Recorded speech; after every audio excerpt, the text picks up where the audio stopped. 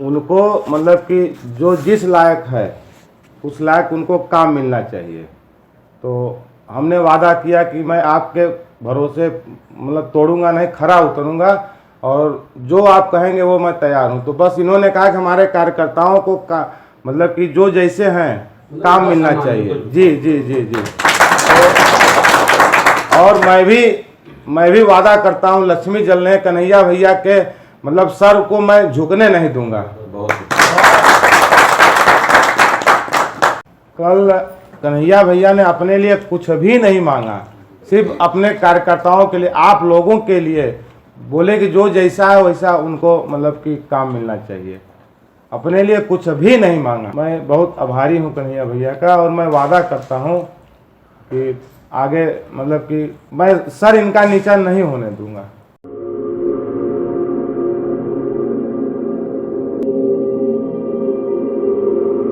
ओबरा नगर पंचायत चुनाव 2017 करें समीक्षा और 2022 में करें मेरा मार्गदर्शन। हमने अपनी सभाओं में जो भी बातें कही थी उसका एक मजबूत आधार था, उसे ही सबसे पहले आपके बीच रखूंगा। फिर हमने जो बातें ओबरा नगर पंचायत चुनाव में कही हैं उसे भी रखूंगा। ओबरा नगर की श्रद्धेय जनता जनार्दन को साष्टांग प्रणाम करता हूं, जिन्होंने मेरी बातों को सुना है, माना भी है और हमने जो भी जनता जनार्दन से चाहा है उससे अधिक उन्होंने मुझे दिया भी है। मेरे आह्वान पर ओबरा नगर पंचायत के चुनाव में 2012, 2017 में मतदान भी किया है। मेरा भी फर्ज है कि जो आपने मुझे सम्मान दिया है उसे अपने माथे से लगाकर रखूं। इंसान हूं, गलतियां मुझसे भी हो सकती हैं, बेहिचक मुझे बता सकते हैं, उसमें सुधार की पूरी कोशिश करूंगा। न्याय करना जनता जनार्दन के हाथ में है, वह मुझे पूर्ण स्वीकार है। बेहिचक मुझसे आप सवाल कर सकते हैं, आप ही हैं जो मुझे रास्ता दिखाते हैं। मेरी तो बस कोशिश होती है कि आप सबके दिखाए रास्ते पर चल सकूं। इंसान हूं, कोशिश करता हूं पुण्य के साथ रहूं, पाप में हिस्सेदार न रहूं। हम रहें या न रहें, मुझ पर खुद के परिवार, खुद के रिश्तेदारों का भी गैर वाजिब प्रभाव नहीं रहता। ईश्वर और जनता जनार्दन की कृपा से यह संभव हो पाता है। हम जनता जनार्दन के साथ थे, साथ हैं और साथ रहेंगे। आज ही के दिन अर्थात 22 नवंबर 2017 को ओबरा नगर पंचायत चुनाव संपन्न हुआ था। 1 दिसंबर 2017 को मतगणना और 12 दिसंबर 2017 को शपथ ग्रहण हुआ था। हमने भी वर्तमान अध्यक्ष आदरणीय श्रीमती प्राणमती देवी के समर्थन में नगर में करीब 2 दर्जन नुक्कड़ सभाओं को संबोधित किया था। किसी ने मुझसे कहा कि क्या आपको याद है कि आपने सभाओं में क्या कहा था? हमने कहा कि मुझे याद भी है और हमने पूरी कोशिश भी की है कि हम अपने वचन पर कायम रहें। संभव है किसी अन्य के पास नुक्कड़ सभाओं में हमने जो वचन दिए थे उसके प्रमाण न हो, पर हमारे पास है और हम पिछले चुनाव में क्यों गिर भी पड़े थे उसका भी साक्ष्य हमारे पास है। आप श्रद्धेय देवतुल्य जनता जनार्दन का आशीर्वाद मुझ पर 2012, 2017 में था और 2022 में भी रहेगा। मुझे न तो ओबरा नगर पंचायत का चुनाव लड़ना है, बस इतना जरूर है कि इंसान में इतनी गिरावट आ गई है कि नगर पंचायत के चुनाव में बेस्ट अर्थात सबसे अच्छा की उम्मीद बेमानी होगी, पर बेटर उससे अच्छा तो मिलेगा ही। आप सभी का आशीर्वाद ओबरा नगर की बेहतरी के लिए मुझ पर पहले की तरह बना रहे। मुझ में जो भी कमी है उसे आप सार्वजनिक तौर पर या मुझसे व्यक्तिगत तौर पर बता सकते हैं या कमेंट बॉक्स में लिख सकते हैं, जिससे हम उनमें सुधार की कोशिश कर सकूं। आप सुनिए दिए गए वचन और मेरे द्वारा कही गई बातें क्षमा के साथ सादर समर्पित है।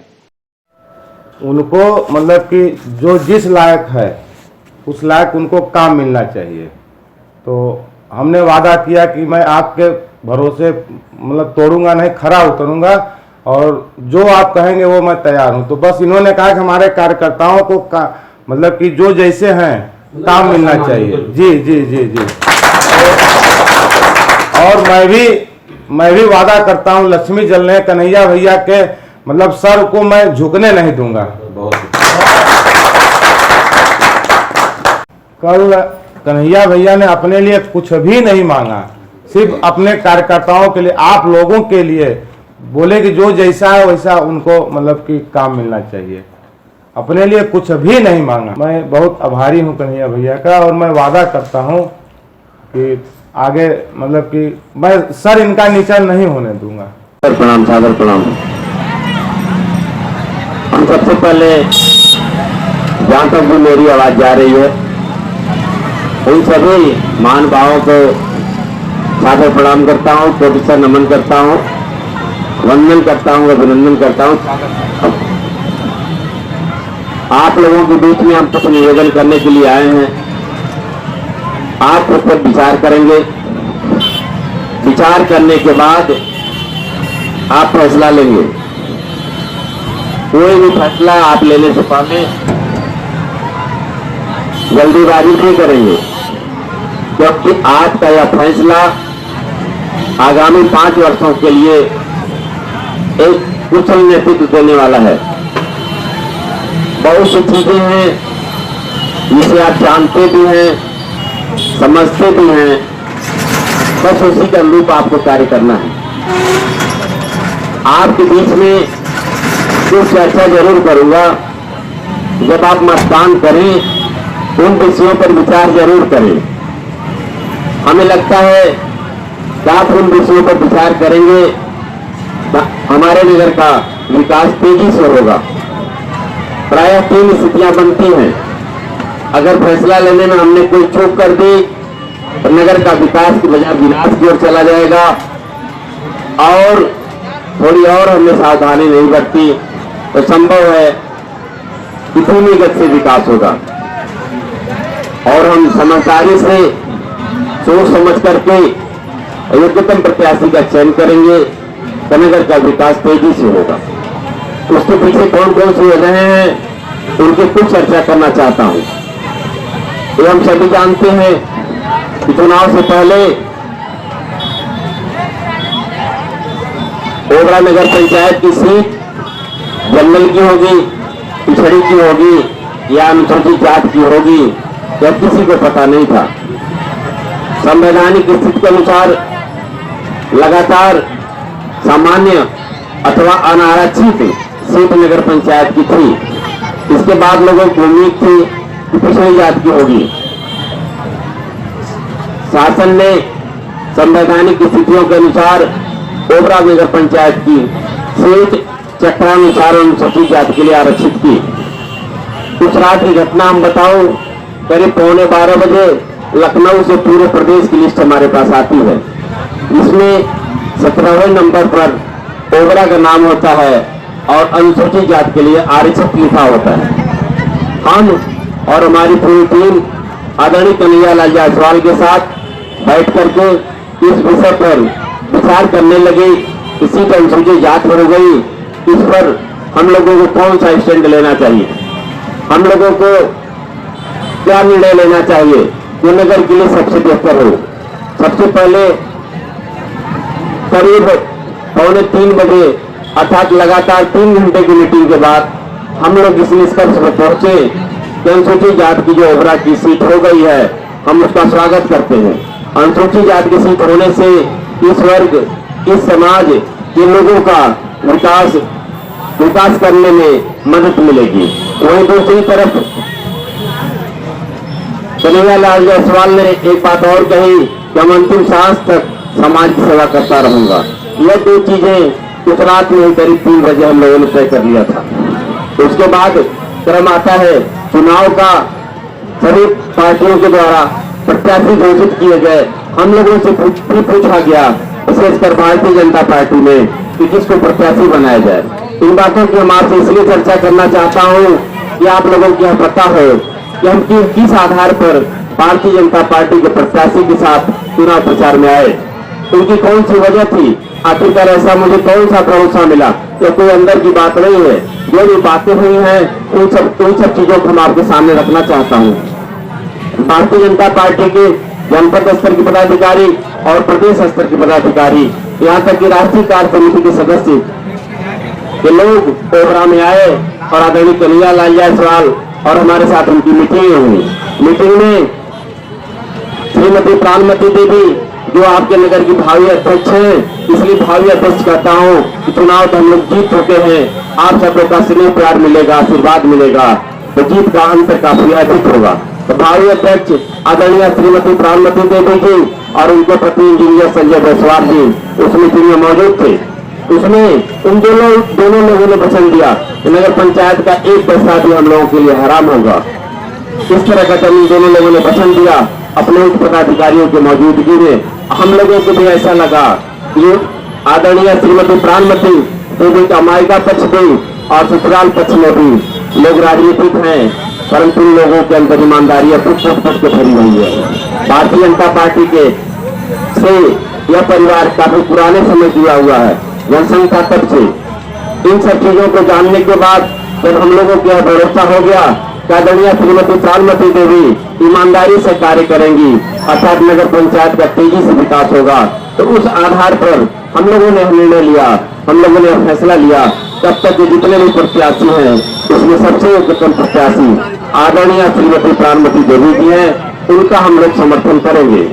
फिर उसके बाद हम लोगों ने फिर अपने ग्रुप की मीटिंग बुलाई, हम लोगों ने तय किया इसके लिए हम लोग उच्च स्तर पर लग करके उनको लक्ष्य तक पहुंचाएंगे। जब इस तरह का भरोसा मिला तो हम लोगों ने एक बात कही कि हम लोग श्रीमती प्राणमती देवी की तरफ से अपने को गिरवी रखते हैं, हम उनकी जमानत लेते हैं जो ईमानदारी से कार्य करेंगे। आप सभी लोग इस बात को बखूबी जानते भी हैं, समझते भी हैं कि पहले से भी हम जनता के साथ थे, आज भी जनता के साथ हैं और कल भी जनता के साथ रहेंगे।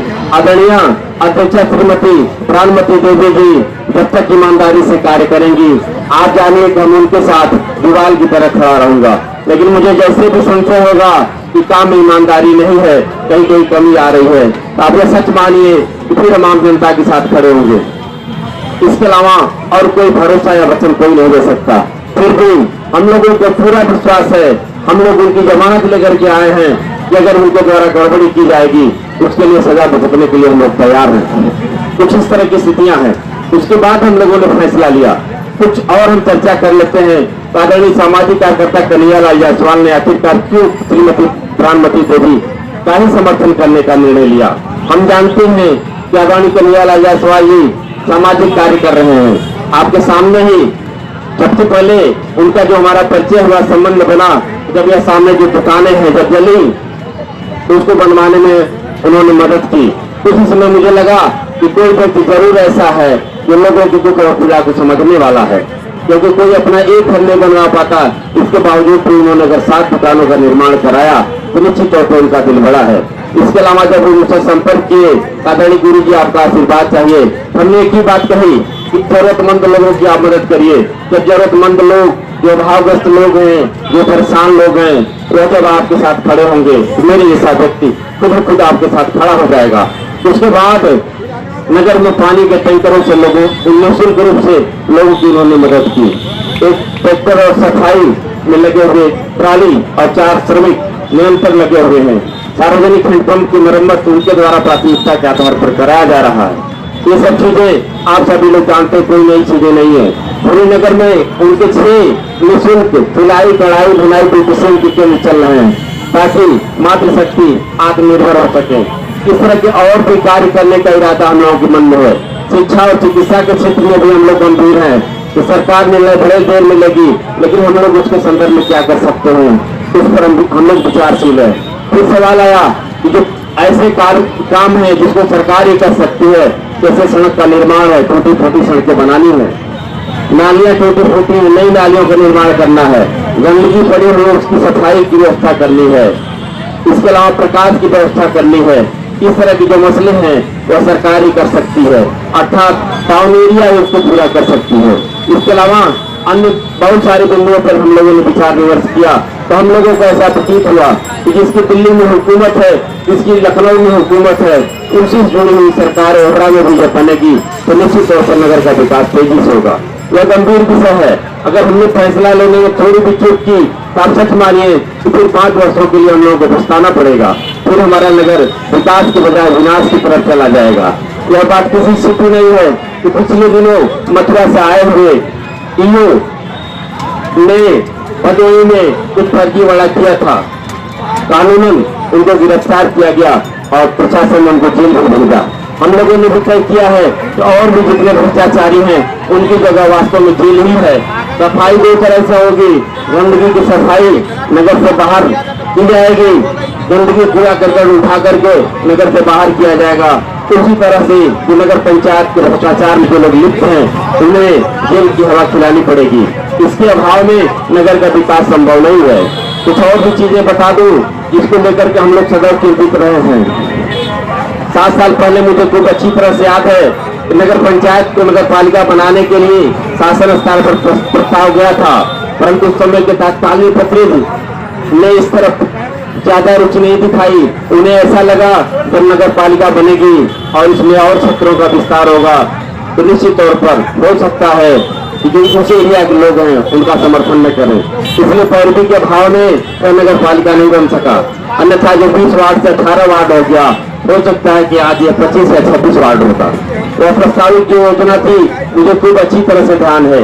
विस्तार में इधर डिग्री कॉलेज से लेकर शारदा मंदिर और शारदा मंदिर से लेकर के गजराज नगर, भुलिया टोला और जो आपका शांति नगर है, नई बस्ती है, उस समय नई बस्ती की स्थापना नहीं हुई थी। सेक्टर 10 ओबरा डैम, इस एरिया को उस नगर पालिका के विस्तारीकरण में शामिल किया जाना था।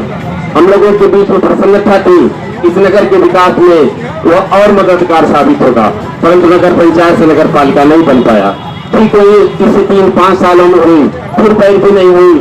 लोगों के आशंका थी जब नया क्षेत्र जुड़ जाएगा तो हो सकता है उस क्षेत्र के लोग हम लोगों को पसंद न करें, इसके वजह से हार का मुंह देखना पड़े। उन पदों पर बैठे हुए जनप्रतिनिधियों ने इसकी उपेक्षा की और फिर यह पता लगा 20 वार्ड से 18 वार्ड हो गया। यह तीन दुखद था। पिछला ईओ आया जो भ्रष्टाचार में लिप्त था, जेल गया। उसके पहले ईओ के बारे में बहुत कुछ बताने की जरूरत नहीं है। नगर की एक जनता, एक पब्लिक इस बात को खूब अच्छी तरह जानती है कि उसका चरित्र कैसा था। इन बातों को हम आपसे कह नहीं सकते। कुछ ऐसा ही कार्य उसके द्वारा किया जाता था और उसके कार्यों में जो नगर पंचायत के जिम्मेदार लोग हैं वह भी शामिल होते थे। उसने नगर की मान मर्यादाओं को भी ठोस पहुंचाया। इससे अधिक उसके बारे में कहने की स्थिति नहीं समझ आन पड़ती है। दूसरी तरफ हम बताऊं, यहाँ की जो मूलभूत समस्या है उसको लेकर के हम लोग चिंतित हैं। उसका स्थायी तौर पर समाधान होना चाहिए। काफी पहले हम लोगों को पता था यहाँ पर बस स्टॉप था, लेकिन वो बस स्टॉप की स्थिति अब नहीं रही। इसलिए नई जगह के लिए, नए बस स्टॉप के लिए पूरी तौर पर प्रयास होगा ताकि यहाँ से जाने वाले बाहर अर्थात यात्रियों को सुविधा मिल सके।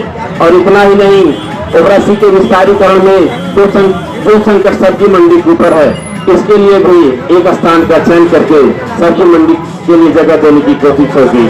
एक्सिस्टेंट के लिए भी अलग से स्थान, बेहतर स्थान चयन करके देने की कोशिश होगी।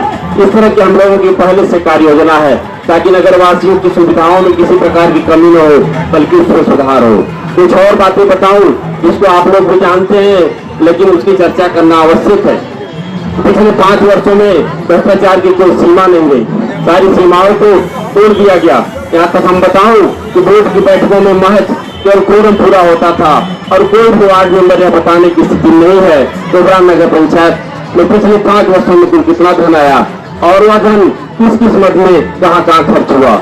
अगर लोग ईमानदार अपने को बनते हैं तो उन्हें बताना चाहिए कि शासन स्तर से नगर के विकास के लिए कितना धन आया और किस वार्ड में कौन कौन सा काम हुआ। आगे यह बताने की किसी में हिम्मत नहीं है। यह स्पष्ट तौर पर बताता है कि लोगों ने करोड़ों रुपए का गोलमाल किया और इस धरती से उनका कोई लगाव नहीं था। उस धन का उपयोग उन लोगों ने या तो अपने गृह जनपद में किया या लखनऊ और नोएडा में ले जाकर इस्तेमाल किया।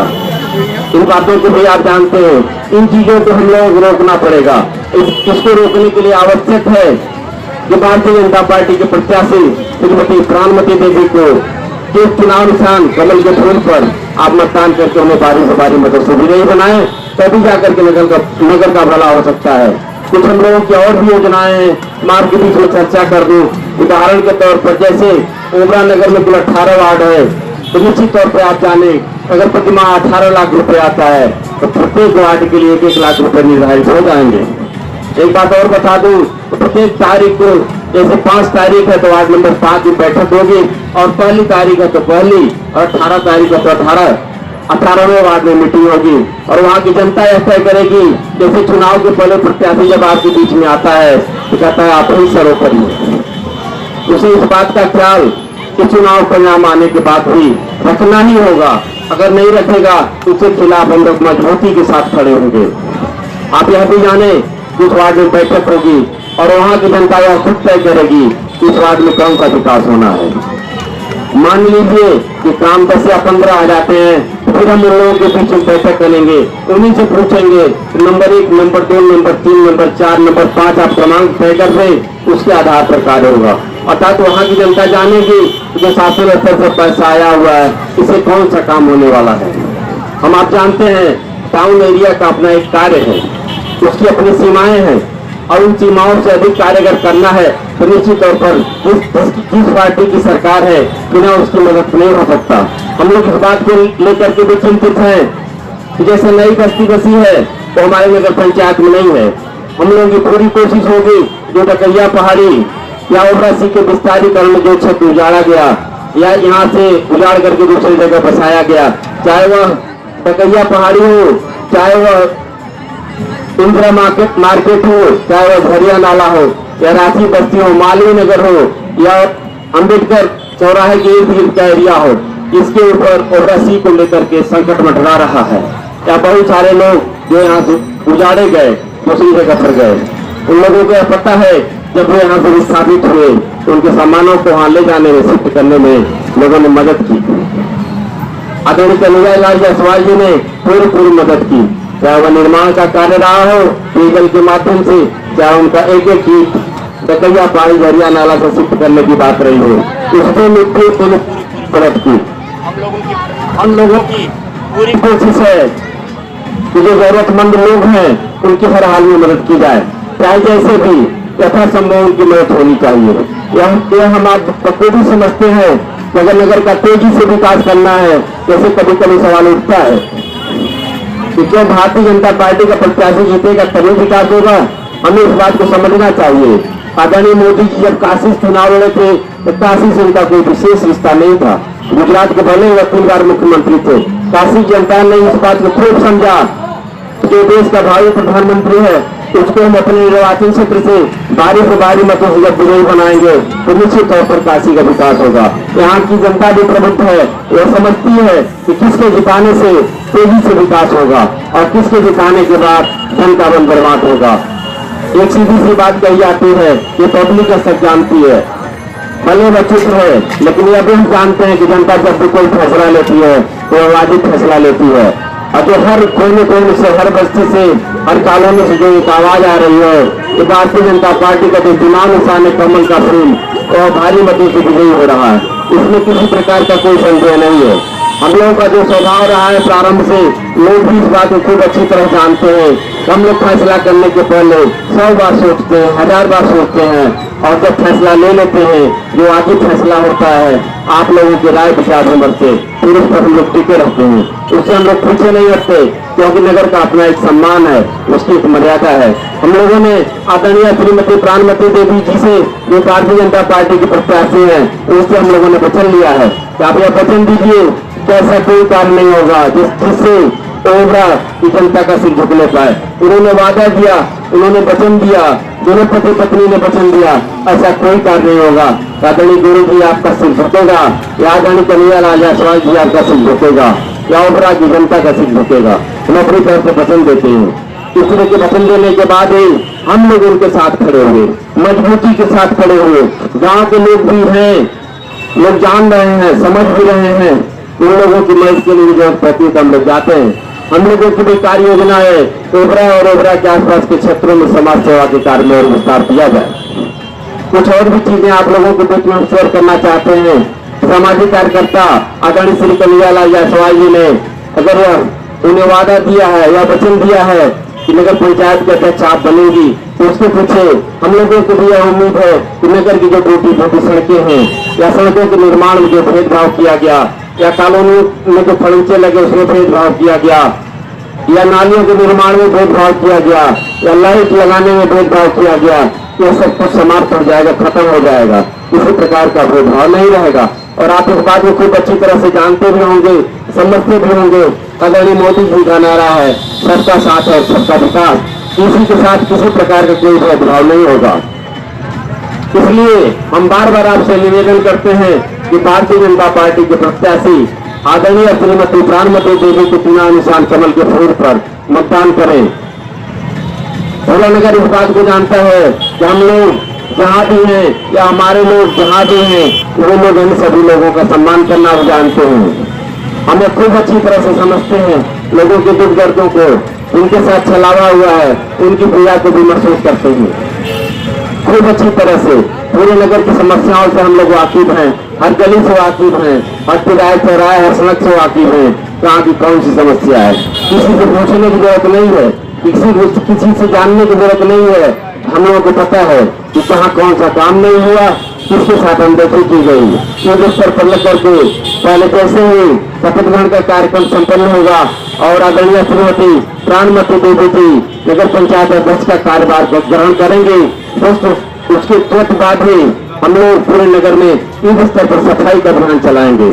सफाई कर्मियों को जो भी अस्थायी नियुक्ति है या जो लोग संविदा पर तैनात हैं, प्रत्येक वार्ड के हिसाब से जो संख्या पड़ती है, इन वार्डों में इन सफाई कर्मचारियों की अस्थायी रूप से तैनाती कर दी जाएगी। उनके मोबाइल नंबर होंगे, वहाँ जनता खुद उनसे बात करके सफाई का काम लेगी। वार्ड मेंबर सक्रिय होंगे, हम लोग भी सक्रिय होंगे, निगरानी करेंगे, आएंगे, अगर कहीं कोई समस्या होगी तो उसका निदान करेंगे। कोई नई बात नहीं है, जैसे हम पहले आपके साथ थे, आज भी आपके साथ हैं और कल भी रहेंगे। इस आशा विश्वास के साथ हम आपसे उम्मीद करते हैं कि निश्चित तौर पर भारतीय जनता पार्टी की जो आदरणीय श्रीमती प्राणमती देवी जी हैं, उनके चुनाव निशान कमल के फूल पर आप मतदान करके भारी से भारी मतों से विजयी बनाएंगे। भारतीय जनता पार्टी के उच्च पदाधिकारियों के बीच बैठक चल रही थी, उन लोगों ने पूछा चुनाव की क्या स्थिति होगी। हमने कहा चुनाव तो हम जीत चुके हैं, परंतु हमारी कोशिश है कि भारी से भारी मतों से विजयी हों। तो उनका इसका क्या अभिप्राय है, हमने बताया उत्तर प्रदेश में आबादी या मतदाताओं की दृष्टि से भले ही ओबरा नगर पंचायत दूसरे नंबर पर है, परंतु जीत का जो अंतर होगा, भारतीय जनता पार्टी जो भारी मतों जीतेगी उत्तर प्रदेश में सबसे अधिक होगा। उन्होंने कहा कि जीत तो जीत होती है, ज्यादा अंतर देने के पीछे क्या मंशा है। हमने ही कहा जब ओबरा की जनता आपको भारी से भारी मतों से विजयी बनाएगी तो आप अपने कोटे का जो धनराशि है अधिक से अधिक ओबरा की विकास देंगे, तभी जाकर के नगर का विकास हो सकेगा। हम सब वाकिफ हैं कि ओबरा ये जो कॉलोनियां बनी जब यहाँ स्थापना हुई, ये काफी पुराना समय है, 60 का दशक का यह शहर है, परंतु सही तरीके से विकास न होने के कारण धीरे धीरे उजड़ता गया और बाद में जो शहर बसे अंतरया शक्ति निकल उनका तेजी से विकास हुआ। इन सब चीजों को हम लोग बखूबी समझते हैं। हमें आपको भी इस बात को खूब अच्छी तरह समझना है तो जिसका इस जमीन से लगाव है, जिसका इस जमीन से जुड़ाव है, वही नगर पंचायत अध्यक्ष का प्रत्याशी बने और उसी को हम सब मिलकर के भारी मतों से विजयी बनाएं, जिसका इससे विश्वास है। हम एक बार फिर से आपसे निवेदन करते हैं, अगर नगर का चौमुखी विकास चाहते हैं, आप नगर का तेजी से विकास चाहते हैं, तो निश्चित तौर पर आदरणीय श्रीमती प्राणमती देवी के चुनाव निशान कमल के फूल पर आप मत दे करके मोहर लगा करके भारी से भारी मतों से विजयी बनाएंगे। कुछ और चीजें हैं, हम आदरणीय सभी प्रत्याशियों को नमन करता हूँ जो इनके अलावा प्रत्याशी हैं, उनसे भी हम निवेदन करना चाहता हूँ कि चुनाव का समय है, चुनाव के समय में शांति व्यवस्था को बरकरार रखने की कोशिश हर किसी को करना चाहिए, किसी प्रकार की कोई तनाव की स्थिति न पैदा हो। हमने महसूस किया है कि कुछ लोगों के चाल चरित्र की वजह से जरूर कुछ लोगों के मन में दुख पहुंचा है। हम उन्हें अपनी तरफ से भरोसा देते हैं कि किसी के सम्मान को किसी प्रकार का कोई ठेस नहीं पहुंचेगा। उसके साथ ही आदरणीय मतदाता बंधुओं से हम निवेदन करते हैं कि 22 तारीख के दिन वह जरूर जाकर मतदान करें। अगर वह मतदान करने नहीं जाएंगे तो हो सकता है कि जो योग्य व्यक्ति है वह चुनाव में जीत पाए, फिर 5 वर्ष के लिए हमें पछताना पड़े। तो 22 तारीख को आप अधिक से अधिक मतदान करने के लिए जाएं और आदरणीय श्री प्राणमती देवी को भारी से भारी मतों से विजयी बनाए। चुनाव के दौरान हमें सबके साथ सौहार्दपूर्ण वातावरण में काम करना है। किसी के साथ तनाव की स्थिति न बने, किसी के साथ कोई टकराहट की स्थिति न बने। हम तो विभिन्न वार्डों में गए, लोगों से मिले। वार्ड मेंबर, अधिकांश वार्ड मेंबर के जो प्रत्याशी हैं वो भी हमारे शुभचिंतक हैं और हम भी उनके शुभचिंतक हैं। उसी तरह से नगर पंचायत अध्यक्ष के जितने भी प्रत्याशी हैं वो भी हमारे शुभचिंतक हैं और हम भी उनके शुभचिंतक हैं। परंतु निर्णय तो लेना पड़ेगा। अगर हम प्रभुदेव के लोग हैं तो कौन सबसे बेहतर पड़ेगा, यह निर्णय लेना पड़ेगा। अगर हम निर्णय नहीं लेंगे, अगर कोई गलत फैसला हो जाता है तो निश्चित तौर पर उसके लिए जो प्रभुदेव के लोग हैं वो जिम्मेदार ठहराए जाएंगे और इतिहास में कभी माफ नहीं करेगा। और हम लोगों के स्वभाव में कभी ऐसा रहा भी नहीं हम तटस्थ रहे, युद्ध की स्थिति बने, नगर संकट में फंसे और हम चुपचाप देखते रहे। यह भी संभव नहीं हो सकता। वो इसलिए संभव नहीं हो सकता कि अगर हमें मालूम है कुछ लोगों की कोशिशों के कारण नगर अगर विनाश के मार्ग पर जा रहा है और यहाँ की मान मर्यादा तार तार हो रही है, उसके लिए हम लोगों को संघर्ष करना पड़ेगा, हम लोगों को एकजुट होना पड़ेगा। इसलिए हम लोगों ने तय किया कि जितने भी प्रत्याशी हैं ये सभी ठीक है, परंतु अगर तुम्हें कहा जाए कि कौन सबसे ठीक है, इसलिए हम लोगों ने तय किया जैसे वर्गीकरण किया जाता है कि ठीक है, उससे ठीक है, सबसे ठीक है। हम लोगों ने देखा कि जितने भी प्रत्याशी लड़ रहे हैं वे सभी ठीक हैं, परंतु उसमें भी कुछ उससे ठीक हैं। परंतु जब हम लोगों ने चयन किया कि सबसे ठीक प्रत्याशी कौन है, आदरणीय श्रीमती प्राणमती देवी जी ने ली और उनके प्रति हम लोगों ने समर्थन व्यक्त किया, विश्वास व्यक्त किया और हम लोग उनके समर्थन में अपने जो गिरवी भी रखते हैं, जमानत भी रखते हैं, आपके भीतर ये भरोसा भी पैदा करने की कोशिश करते हैं। आप उन्हें मतदान करें और चाहे भी जितने भी प्रत्याशी हैं उनके समर्थकों से भी हम निवेदन करना चाहता हूं कि आप ठंडे दिमाग से विचार करें कि अगर आपका प्रत्याशी चुनाव नहीं जीत रहा है तो आपसे करबद्ध प्रार्थना है अनावश्यक रूप से चुनाव का खर्चा न करें, क्योंकि पहली तारीख को जब मतदान के बाद परिणाम आएगा तो दुख के अलावा और कुछ नहीं मिलेगा। हो सकता है कि आज मेरी बातें खराब लगे, परंतु पहली तारीख को यह बातें निश्चित तौर पर सुखदायी साबित होंगी। हम सार्वजनिक तौर पर लोगों से निवेदन करते हैं कि जिन लोगों ने यह महसूस कर लिया है कि उनकी चुनाव की स्थिति ठीक नहीं है, कृपा करके वह अनावश्यक रूप से खर्च न करें। और जो लोग भी चुनाव मैदान में हैं करीब उन्हें पता है कि उनकी स्थिति क्या है। और अधिकांश प्रत्याशी यह मान भी चुके हैं कि भारतीय जनता पार्टी के प्रत्याशी आदरणीय श्रीमती प्राणमती देवी जी सबसे आगे हैं और सबसे अधिक मत पा करके भारी से भारी मत वोट लेकर के वो विजयी होने वाली हैं, ऐसा लोगों ने महसूस कर लिया है। हम भारतीय जनता पार्टी के कार्यकर्ताओं का भी सम्मान करते हैं, इसके अलावा अन्य लोगों के साथ लगे हुए कार्यकर्ताओं का भी सम्मान करता हूं और हम अपनी तरफ से उन्हें आश्वस्त करना चाहता हूं कि चाहे जो कोई भी व्यक्ति इसी के रूप प्रचार प्रसार में लगा हुआ है उसके सम्मान की सुरक्षा करना हमारा धर्म है और हमारा कर्तव्य है। वह कहीं भी किसी प्रकार से अपमानित नहीं होगा, अगर जरूरत होगी तो हम उसके साथ खड़े होंगे। यह लोगों का भरोसा है। यह इसलिए भी आवश्यक है कि नहीं जो चुनाव है वह शांतिपूर्ण से संपन्न हो जाए और जिसका जो स्वभाव है वह उस स्वभाव से अलग नहीं हो सकता। इतना हो सकता है कुछ लोगों ने सबसे पहले पहचान की होगी, उसके बाद हमारे द्वारा पहचान किया होगा और कुछ लोगों ने अब जाकर पहचान की होगी और कुछ लोग ऐसे होंगे कि जो इस तरह के बहुरूपी लोग हैं उनको पहली तारीख को समझ पाएंगे। अन्य प्रत्याशियों या उनके समर्थकों के बारे में बहुत कुछ करने की हमारी हार्दिक इच्छा नहीं है, परंतु जो परिस्थितियां थी उससे हम आप सबको अवगत कराना चाहते थे और हम लोग इस निष्कर्ष में पहुंचे हैं कि दिल्ली में जिसकी हुकूमत है और लखनऊ में जिसकी हुकूमत है और उसी की हुकूमत जब ओबरा में होगी, उसी भारतीय जनता पार्टी के जब प्रत्याशी यहाँ से जीतेगा तो स्वाभाविक तौर पर केवल विकास नहीं होगा बल्कि विकास में और तेजी भी आएगी। हम लोग चिंतित हैं, जैसे नई बस्ती है, नई बस्ती अभी नगर पंचायत में नहीं है, हम लोग कोशिश है कि उसको भी अपने परिसीमन में करके लिया जाए, नगर पालिका का दर्जा मिले।